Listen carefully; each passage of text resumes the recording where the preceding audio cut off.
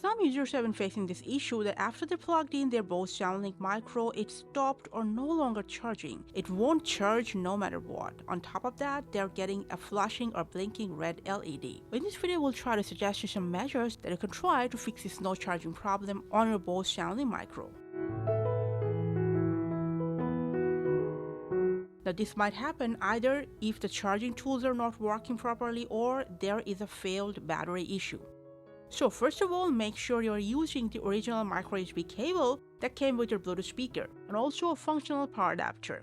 If you have other device that supports micro USB, you can charge them with the same charger to make sure they're functional and working properly. If that device is charging with the same tools, but your Soundlink is not charging, start with the usual. Just plug in and plug out multiple times and reset both the ends on the speaker and adapter.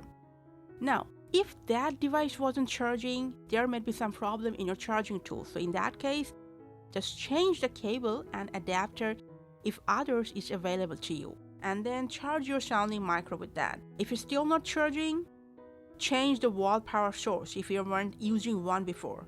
If you were using a wall power source, change the port and try again. Or you can use your PC or laptop to charge them. Hopefully your not charging problem will be solved after that. Now, just in case if it's still not charging, but if you can turn on your Bluetooth speaker somehow, just turn it on and then hard reset the device by press and hold this power button for 10 seconds until the device completely shuts down. Plug it into the charger and charge it overnight. And if there is no serious hardware issue, your not charging problem on your Soundlink Micro will be solved.